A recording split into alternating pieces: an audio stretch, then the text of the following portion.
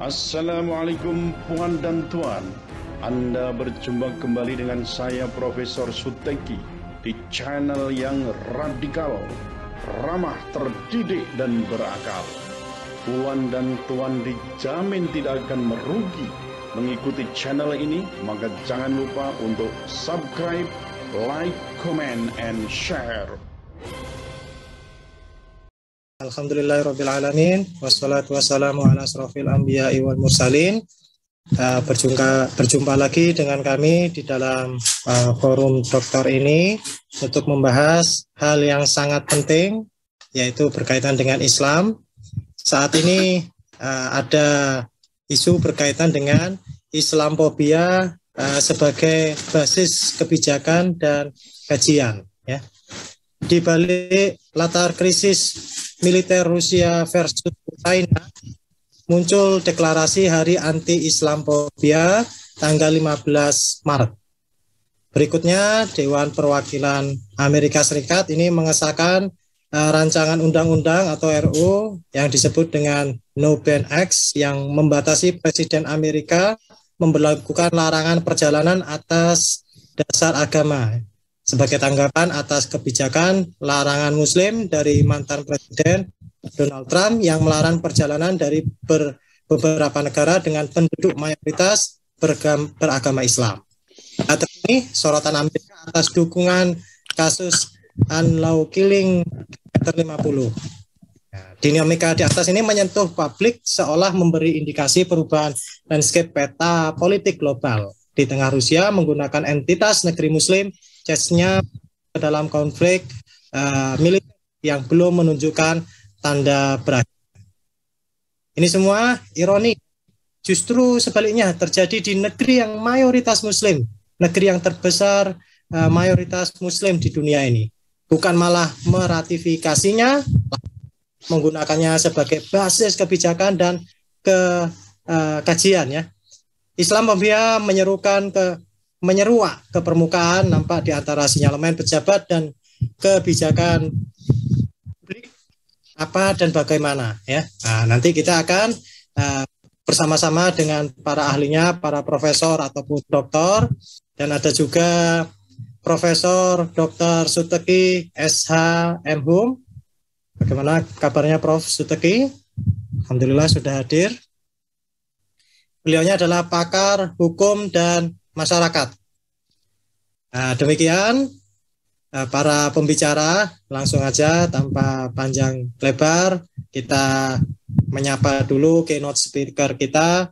Assalamualaikum Dr. Suteki, Profesor. Waalaikumsalam warahmatullahi wabarakatuh. Monggo, ini kita ingin dapat sharing-sharing ilmu yang banyak dari Profesor. Ya, insya Allah. Baik, Assalamualaikum warahmatullahi wabarakatuh. Waalaikumsalam warahmatullahi wabarakatuh. Para pembicara, narasumber, dan juga para pemirsa dimanapun saudara, kaum muslimin wal muslimat, semoga kita dalam keadaan sehat walafiat, dan tidak lupa kita harus bersyukur atas semua nikmat yang telah diberikan Allah kepada kita. Salawat dan salam semoga tercurahkan pada Rasulullah Muhammad SAW beserta kaum kerabatnya.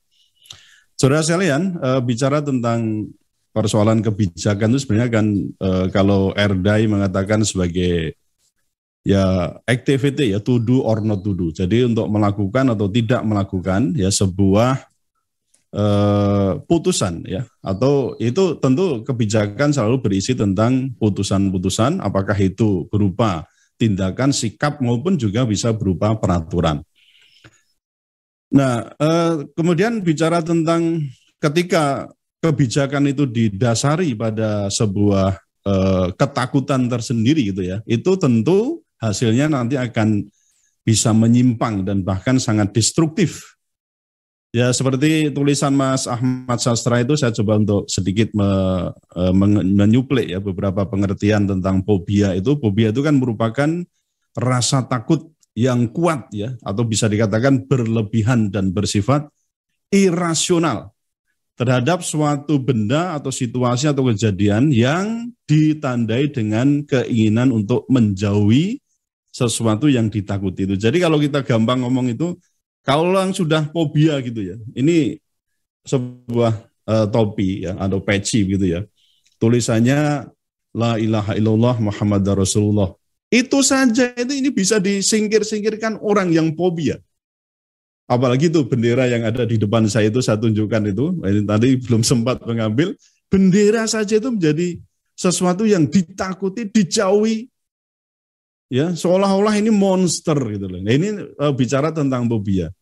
Oke, ini yang saya pakai itu bisa menjadi sesuatu yang ditakuti, bahkan menjadi monster gitu ya. Oleh orang-orang tertentu ya. Bahkan mungkin dengan orang-orang terdekat kita itu ya. Kalau lihat buku ini ya, lihat buku khilafah itu, wah, lalu lihat apa lagi ya, lihat bendera yang tadi saya tunjukkan itu bisa ngijrit pergi gitu, atau mungkin malah disembunyikan dan seterusnya supaya tidak bisa dilihat itu. Jadi kalau kita katakan fobia itu sebuah ketakutan yang luar biasa, bahkan cenderung juga dikatakan itu irasional. Nah jadi kayak dipikir ada lagi yang fobia terhadap ketinggian misalnya. Orang berada di ketinggian dikit saja sudah waduh ngibrit. Apalagi fobia terhadap cicak macam-macam. Nah jadi kalau kita bisa katakan ya fobia ini merupakan kalau Mas Ahmad Sastra ini menyebutkan ya sebagai bagian atau masuknya di bab psikologi abnormal gitu ya Mas Sastra ya. Dikatakan begitu. Ya betul. Nah, Islam pun juga bisa ya menjadi sebuah hal yang ditakuti oleh orang yang mengidap penyakit kejiwaan yang tadi kita sebut sebagai Islamofobia. Maka dalam hal ini Islam ini berarti bisa ajarannya, bisa tokohnya, termasuk juga ya kata Allah dan seterusnya, itu pun bisa menjadi sesuatu yang dianggap berbahaya, membahayakan, atau juga disebut sebagai monster ya yang menakutkan. Sementara itu sebenarnya Islam kan tidak salah. Tapi dalam hal ini seolah Islam itu dikondisikan sebagai sesuatu yang menakutkan ya. Dengan cara apa? Ya banyak yang dihubung-hubungkan dengan persoalan pengeboman ya, kemudian seperti perang, penyembelihan, eksekusi mati, penculikan, dan kekerasan-kekerasan lain. Nah sehingga ya tadi Islam itu dikatakan sebagai sesuatu yang dikatakan menakutkan, bahkan dikatakan sebagai monster. Nah contoh yang kita ambil misalnya di Indonesia ini ya, persoalan ajaran Islam yang kita sebut dengan khilafah dan jihad. Itu sampai karena fobianya ya kedua istilah ini kemudian disingkirkan dari kurikulum ya, mata ajaran di sekolah-sekolah menengah dasar ya. Kemudian juga menjadi berbagai alasan untuk kemudian mempersekusi atau mungkin juga membungkam ya, atau mungkin malah juga dalam arti bisa memidanakan ya seseorang karena lantaran seseorang itu menganut atau mungkin menyebarkan atau mengusung khilafah dan juga jihad itu. Nah, saudara sekalian, isu jihad kalau di Indonesia mungkin kita lebih ya spesifik di sini. Sebenarnya kalau saya rujuk dari opini yang dikemukakan oleh Natalius Pigai ya, alumni PMKRI, aktivis kemanusiaan yang juga pernah menjadi anggota dari Komnas HAM ya, itu justru dipakai sebagai alat untuk melawan atau membungkam lawan. Ya, membungkam lawan. Beberapa fakta yang dikemukakan oleh Natalius Pigai itu, misalnya ini yang pertama ya. Tahun 80-an, isu khilafah itu dimunculkan demi pelaksanaan Pancasila sebagai satu-satunya asas atau asas tunggal, ya astung. Kita ini kalau di PII saya pernah dulu ya, termasuk PII itu menjadi salah satu organisasi masyarakat yang menolak ya adanya asas tunggal itu di tahun 85, 86 itu paling seru di situ. Sehingga waktu itu PII juga ditempatkan sebagai organisasi yang underground. Nah, saya di tahun 87 itu masuk sebagai sekretaris daerah ya di Sragen itu, ya termasuk merasakan ini betapa represinya aparat itu terhadap aktivis-aktivis di PII itu. Nah, kemudian juga dilanjutkan dengan rentetan kejahatan penembakan misterius yang dipimpin seorang Panglima ABRI waktu itu ya. Nah, kita tahu sendirilah ya. Kemudian yang kedua ada isu khilafah itu menjustifikasi peristiwa Talang Sari ya, Tanjung Priok. Umat Islam menjadi korban ya, Islam tidak mendapatkan keadilan di negeri ini. Kemudian yang ketiga, soal khilafah, umat Islam terpinggirkan, bahkan teralienasi kekuasaan politik di negeri ini hampir 40 tahun. Ini yang keempat catatan PG itu ya. Kemudian dikatakan CSIS, Beni Murdani, asing, bahkan TNI dimanfaatkan melalui isu khilafah agar Soeharto dipaksa berkuasa 30 tahun. Nah, nggak tahu ini kalau kita yang sekarang ini sampai persoalan 3 periode itu apakah juga bisa dihubungkan dengan persoalan isu khilafah ini. Kemudian yang keenam, isu khilafah juga mengamputasi kesempatan dan peluang Habibie untuk menjadi presiden melalui penolakan pertanggungjawaban sidang umum MPR 1999 ya. Kemudian juga yang kelima, isu khilafah juga yang dipakai oleh mereka untuk membatasi TNI patriotik, namanya Prabowo Subianto itu ya, untuk berkuasa di negeri ini. Misalnya itu juga isunya yang sangat kental itu. Lalu yang keenam, isu khilafah sebagai alat propaganda untuk membenturkan Islam Nusantara dan transnasional. Nah, meskipun diketahui ukhuwah Islamiyah sesama kaum pengikut mazhab Syafi'i, Ahlus Sunnah wal Jamaah, yaitu sebagian NU dan lainnya. Lalu yang ketujuh, ini tambahan dari saya, di zaman rejim Jokowi ini juga isu khilafah menjadi alat untuk memberangus demokrasi, membubarkan organisasi yang mestinya mempunyai hak untuk berkembang ya di Indonesia itu, yaitu HTI dan FPI, menghembuskan isu NII yang sekarang masih hangat ini di Sumatera Barat. Kemudian juga persoalan ASN, wah dikatakan kayak saya ini terpapar radikalisme ya, karena apa? Ya pernah bicara tentang khilafah dan seterusnya. Belum lagi persoalan ekstremisme yang prinsipnya semua itu dilakukan dalam rangka untuk membungkam lawan-lawan politik. Nah, akibatnya saudara sekalian, siapapun orangnya, organisasi apapun namanya yang mengusung ide kekhalifahan itu dijauhi, diintimidasi, dipersekusi, hingga tadi dibubarkan, bahkan karakternya itu saja ya, ini terjadi karakter assassination, bagi pendakwahnya itu dibunuh. Ya, maksudnya karakter pendakwah ini dibunuh dengan isu-isu yang apakah itu ekstrim kanan, radikalisme, ya bahkan juga dikaitkan dengan persoalan terorisme. Namun yang tadi sudah disebutkan oleh host ya, bahwa sekarang ini kan ada perkembangan yang luar biasa ya di peradaban dunia. Amerika tadi sudah disebutkan ya sebagai polisi dunia sudah mengubah strategi perang, kalau saya sebutkan ya, strategi perangnya itu sudah diubah, yang semula itu sangat konfrontatif. Nah sekarang itu kalau saya lihat kooperatif. Jadi seolah-olah dunia ini sekarang memasuki era damai gitulah ya. Ya dalam arti perbedaan-perbedaan atau mungkin karakter-karakter yang ada di Islam dan juga ajarannya itu seolah-olah itu dihargai ya. Kemudian juga kita sebut saja misalnya tadi disebutkan ada beberapa ya, kenapa kita bisa mengatakan seolah-olah ini di era damai, karena tadi Amerika yang kita sebut sebagai raja Islamofobia itu sudah mengesahkan tadi undang-undang untuk memberantas Islamofobia. Nah, kemudian yang kedua juga Menteri Kehakiman Swedia telah mengeluarkan perintah untuk menangkap semua penghina Islam. Lalu bahkan tadi sudah disebutkan PBB juga sudah menetapkan tanggal 15 Maret tahun 2022 itu sebagai Hari Anti Islamofobia. Nah, sekarang kita perlu mengajukan beberapa pertanyaan ini ya. Cukupkah itu sebagai jaminan bahwa mereka itu sudah berdamai, mereka akan melindungi umat Islam, atau menjamin Islam itu berkembang di daerah yang tadi sudah mendeklarasikan gerakan-gerakan anti Islamofobia? Atau bisa juga kita katakan apakah kebijakan ini hanya sekedar istilahnya itu respons ya, strategis, karena apa tadi sudah disebutkan konflik Rusia dan Ukraina. Karena dari adanya konflik Rusia dan Ukraina juga bisa dikatakan tatanan dunia sudah mulai berubah. Dan bisa dikatakan Barat itu semakin gelisah gitu ya. Karena apa? Rusia itu juga ternyata banyak didukung oleh umat Islam. Ini pun kita juga masih bertanya, betulkah misalnya Rusia itu betul-betul mendukung atau membela umat Islam? Nah, itu kalau yang terjadi di dunia. Kemudian bagaimana dengan di Indonesia? Apakah sudah hilang ya kecurigaan pemerintah, taruhlah begitu ya, atau kelompok-kelompok yang memang dari awal memusuhi Islam yang tadi sudah saya sebutkan itu terhadap umat Islam? Apakah mereka sudah berhenti kecurigaan?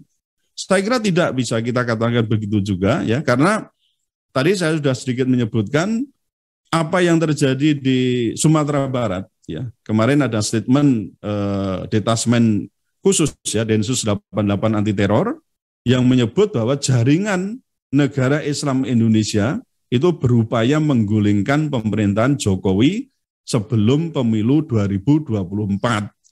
Berbekal apa golok kan itu kan.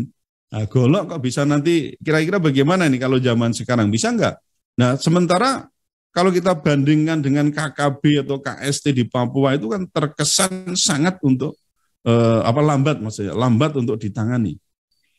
Nah, jadi kalau ini pun persoalan NII di Sumatera Barat juga terkait dengan isu khilafah. Kemudian yang kedua persoalan bagaimana narasi yang dihembuskan untuk kasus Ade Armando ya, ketika kita lihat di beberapa komentar dari para pejabat ya, juga orang-orang yang memang dalam ini adalah anti Islam gitu kan, mengatakan bahwa apa yang terjadi di kasus Ade Armando juga ada tudingan bahwa ini dilakukan oleh kelompok radikal yang memicu pengeroyokan. Siapa kalau dikatakan orang yang radikal? Nanti bisa dihubung-hubungkan aja dengan apakah itu FPI atau HTI atau mungkin yang pengusung-pengusung khilafah itu. Itu mesti akan menyasar ke sana. Kemudian kita juga pernah mendengar bagaimana Menteri Agama itu, kita baca berita, mengharapkan supaya kelompok ya ormas tertentu di tempat kita itu supaya menghadapi HTI atau mungkin juga FPI yang mengusung kekhalifahan itu. Nah, itu banyak hal ya kalau kita katakan di Indonesia ini kemudian berhenti tentang Islamophobia, saya kira kok ternyata tidak. Nah, oleh karena itu saudara sekalian, kita mestinya tetap waspada karena bisa jadi mereka itu ini curiga saya itu mereka itu bisa jadi bersandiwara pura-pura baik terhadap umat Islam. Nah, tapi sebenarnya juga ketika ada isu dalam tanda kutip itu perbaikan atau islah atau apalah yang di situ ya hubungan dengan kita, mestinya kita juga bisa memanfaatkan momen ini untuk apa? Untuk menggiring Amerika Serikat supaya juga melakukan perbaikan-perbaikan apa yang pernah dilakukan, kejahatan-kejahatan kemanusiaan yang apa yang pernah dilakukan, apakah itu di Irak, apakah itu di Iran, apakah itu di Afghanistan dan seterusnya. Saya kira itu juga bisa dilakukan sehingga yang semula kita memang berpikir itu mungkin itu hanya sandiwara, tetapi sekaligus kita akan manfaatkan supaya mereka pun itu turut segera memperbaiki kerusakan-kerusakan itu.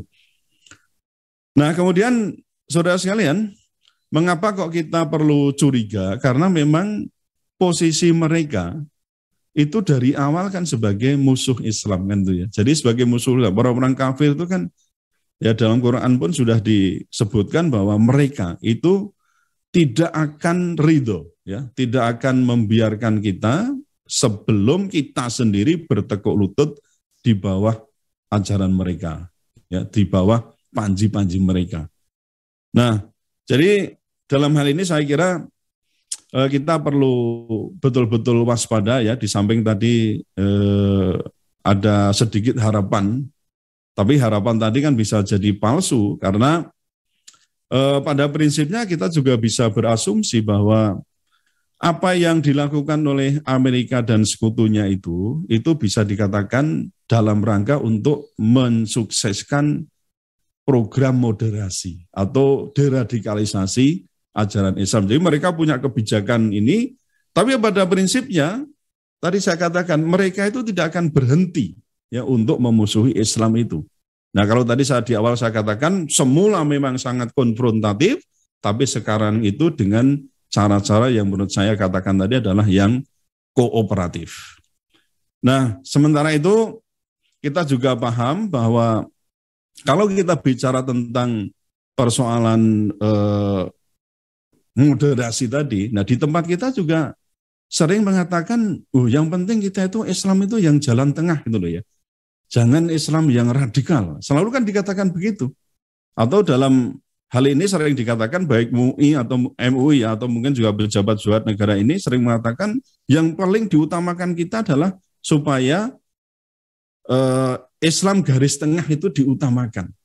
Padahal kita tahu sendiri moderasi atau Islam garis tengah itu sebenarnya berbasis pada apa? Berbasis pada persoalan sekularisme.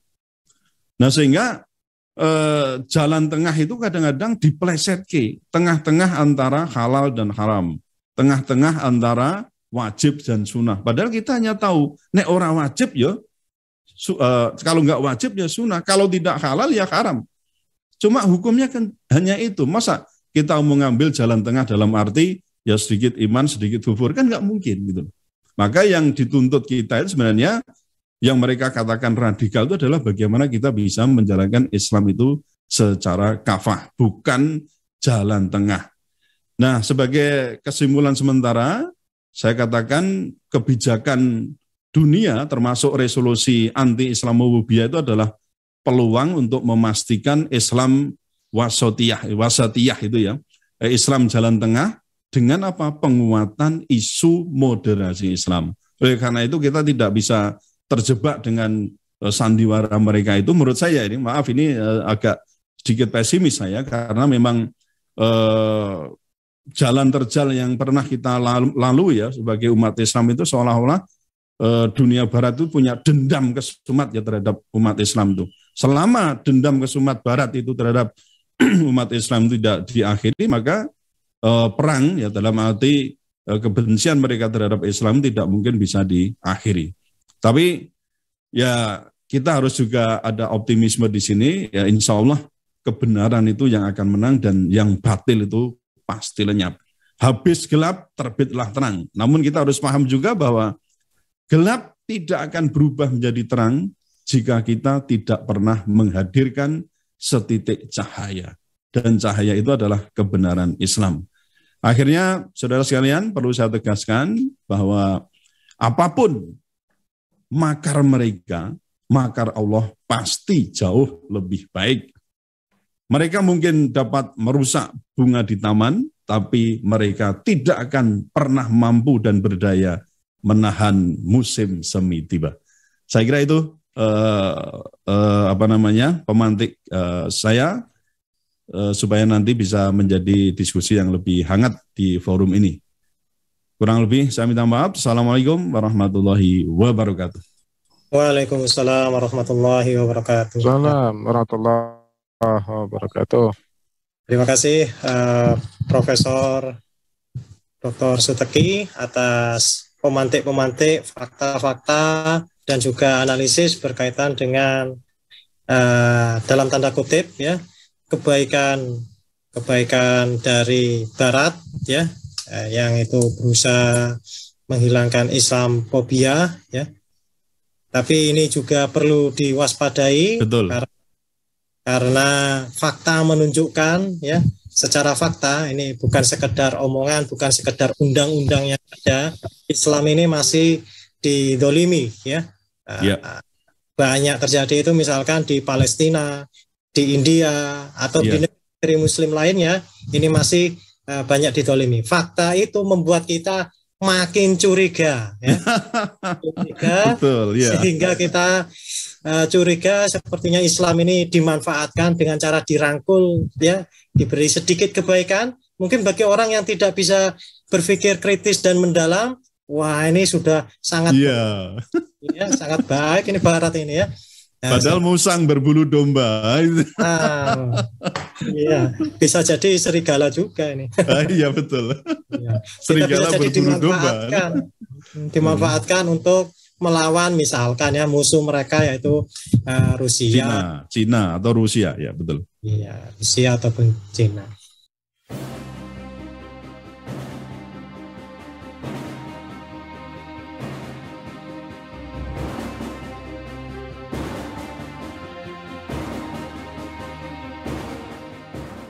Selanjutnya ini ada pertanyaan lagi ke Prof. Suteki. Wah, subhanallah, ini Prof. Suteki ini sudah dapat beberapa pertanyaan ya.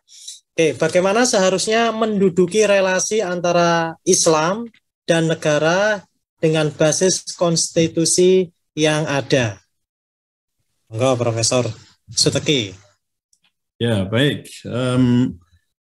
Relasi antara agama dan negara gitulah ya, itu secara umum kan begitu. Sebenarnya sudah menjadi perbincangan ya sejak kita hendak menyusun baik itu dasar negara maupun Undang-Undang Dasar 45 ya atau konstitusi. Tapi pada titik tertentu sebenarnya kalau kita lihat sejarahnya untuk Pancasila itu kan kita sampai pada titik di mana sebenarnya agama juga memperoleh kedudukan yang istimewa. Misalnya dari Panitia 9 itu ya di tanggal 22 Juni 45 itu kita itu sila yang pertama adalah ketuhanan dengan kewajiban menjalankan syariat Islam bagi pemeluk-pemeluknya. Suara saya masih bisa ditangkap, Mas Sami? Bisa. Tadi agak tapi sudah bisa. Ya, soalnya ini internetnya kayaknya naik turun ini. Ya, jadi di sila pertama tadi kita sebutkan itu bahwa ketuhanan dengan kewajiban menjalankan syariat Islam bagi pemeluk-pemeluknya. Ini kedudukan agama bukan main ini. Nah kemudian kalau kita lihat lagi, ini kan kemudian diubah ya, disepakati untuk diubah pada tanggal 18 Agustus 1945 itu tinggal menjadi ketuhanan yang Maha Esa. Sebenarnya kalau saya menilai ketuhanan yang Maha Esa itu justru lebih radikal ya dibandingkan dengan tadi ketuhanan dengan kewajiban menjalankan syariat Islam bagi pemeluk-pemeluknya. Karena kalau yang 22 Juni ini kan itu kan bagi pemeluk-pemeluknya, begitu sudah menjadi ketuhanan. Nah ini ada embel-embelnya, yang Maha Esa. Berarti kalau tidak berketuhanan yang Maha Esa, itu tidak seorang Pancasilais. Kan begitu kan? Itu nalarnya kan itulah. Tapi kan kemudian diartikan macam-macam bahwa ketuhanan yang dimaksud sila ini adalah ketuhanan yang dengan pluralisme itu. Nah itu yang repot. Nah kemudian masuk kita ke pasal 29 ayat 1. Bahwa negara ini, ya negara berdasar atas ketuhanan yang Maha Esa. Itu artinya apa? Negara kita itu sebenarnya dikatakan sebagai negara kalau disebut sebagai religious nation state. Jadi negara bangsa yang religius. Nah ketika kita menjadi negara bangsa yang religius, maka apa akibatnya? Saya coba untuk kaitkan dengan teori yang dikemukakan oleh Thomas Aquinas itu ya, terkait dengan pembentukan hukum. Di level atau di lapisan pertama kan Thomas Aquinas mengenalkan namanya eternal law, yaitu hukum Tuhan yang mutlak, hukum Allah yang mutlak. Lalu di level kedua, supaya ciptaannya mengetahui, maka diturunkan dalam bentuk divine law, yaitu eternal law in scripture. Jadi hukum Allah yang ditulis atau ditulis namanya kitab suci. Kemudian ada lagi yang ditempelkan pada kodrat ciptaannya yang disebut dengan natural law. Nah, di lapisan kedua inilah yang kemudian menjadi sumber, ini kalau kita konsisten dengan religious nation state ya, menjadi sumber pembentukan dari konstitusi yang kita sebut dengan human law itu. Nah, jadi human law, hukum manusia itu mesti bersumber pada kitab suci dan juga hukum alam. Nah, ini berarti apa? Bisa dikatakan bahwa kitab suci itu berada di atas konstitusi. Atau dengan kata lain, konstitusi tidak boleh bertentangan dengan kitab suci. Loh itu kan nalarnya begitu gitu loh. Ini lawmaking, ini pembentukan hukum. Belum lagi kalau persoalan misalnya ini menjadikan sistem pemerintahan Islam itu mutlak, maka sumbernya tidak lain adalah Quran, hadis dan juga ijma' maupun qiyas yang ada. Nah, jadi kembali ke pertanyaan tadi, memang sebenarnya kita itu sudah membingkai kok, sudah ada bingkai bahwa bagaimana kita menciptakan, kalau ini khusus ya Indonesia kan tidak, sebenarnya konsistennya kan kita bukan sebagai negara dengan sistem pemerintahan Islam ya, maksudnya dengan model undang-undang dasar atau konstitusi kita pun sebenarnya konstitusi itu mesti dibikin tidak boleh bertentangan dengan kitab suci. Nah, cuma sayangnya kan pemahaman-pemahaman yang sifatnya mendasar ini kemudian tidak dipahami oleh para penyelenggara negara, pembentuk undang-undang, ya akhirnya kita tahu, sudahlah kita sangat sekuler, kemudian sama sekali juga makin tadi ada Islamofobia, bagaimana persoalan jihad, bagaimana persoalan khilafah, bagaimana persoalan atau nilai-nilai ajaran yang lain, kemudian bahkan kemarin ya persoalan Wahabi dan Salafi aja kemudian dijadikan statement dari Pak Mahfud bahwa ini tidak sesuai di Indonesia. Lawang itu juga ada dasarnya di kitab, maksudnya di kitab-kitab mazhab kok. Ya kan, kita kan memang sebagian besar Syafi'i, tapi kan ada juga mazhab Hambali yang bisa itu kemudian menjadi sumber dari adanya Wahabi dan Salafi. Nah, apa salahnya itu gitu loh. Jadi kalau menganut mazhab yang lain, nah ini juga sama, membelah lagi Indonesia. Jadi sebenarnya yang membelah Indonesia menjadi secara diametral sebenarnya pejabat-pejabat kita sendiri dan itu sebenarnya bersumber dari Islamofobia. Gitu Mas Sami. Terima kasih Prof. Teki. Ya. Oke. Alhamdulillah. Terima kasih. Oke, alhamdulillah proses diskusi kita, sharing dan sebagainya ini berjalan dengan lancar. Nah, untuk selanjutnya closing statement dimulai dari Profesor Dr. Suteki. Nah, monggo Prof. Ya, siap. Jadi berdasarkan apa yang tadi saya sudah uraikan dan paparan dari beberapa narasumber tadi, saya bisa menyimpulkan begini bahwa Islamofobia itu diduga kuat ya, bisa menjadi atau mendasari pembuatan kebijakan di negeri ini. Yang tadi saya singgung soal misalnya di ASN, kemudian dalam juga penegakan hukum di kepolisian ya, terkait dengan tindak pidana yang dihubung-hubungkan dengan persoalan kekhalifahan ya, kemudian yang tadi saya singgung soal NI dan seterusnya. Atau tersangka para terduga teroris selalu persoalan kekhalifahan atau khilafah itu. Nah kemudian kalau kemudian muncul hari internasional memerangi Islamofobia tanggal 15 Maret 2022 ini, saya kira itu bukan solusi ya untuk menghapuskan. Ini hanya tadi boleh dikatakan ya sandiwara tadi katanya Fahmi kan, ini dunia itu panggung sandiwara kan, betul kan? Ini panggung sandiwara. Untuk apa? Ya untuk menyembunyikan sebenarnya, untuk menyembunyikan permusuhan Barat yang bisa dikatakan itu takut dengan kebangkitan Islam. Nah tadi disebutkan bahwa wah ini jangan-jangan ini hanya mengubah strategi saja yang semula itu kontrol dan pura-pura. Nah itu, dan tadi Mas Ahmad Sastra sudah menyebutkan bahwa satu kata-kata saya, yaitu tentukan koordinat kita sebagai pejuang atau sebagai pecundang, terutama kebenaran Islam. Terima kasih. Assalamualaikum warahmatullahi wabarakatuh. Waalaikumsalam warahmatullahi wabarakatuh. Terima kasih Prof. Dr. Suteki. Kami sampaikan terima kasih kepada para pembicara, Profesor Dr. Suteki atas partisipasinya. Acara ini diadakan oleh Forum Dr. Muslim Peduli Bangsa dan juga dirilai oleh Mimbar Tub, Ahmad Hosinuddin Channel, Realita TV, Kacamata Jurnalis, serta Refli Harun. Terima kasih. Saya jika ada salahnya termasuk juga panitia, mohon maaf. Assalamualaikum warahmatullahi wabarakatuh. Waalaikumsalam. Terima kasih Prof.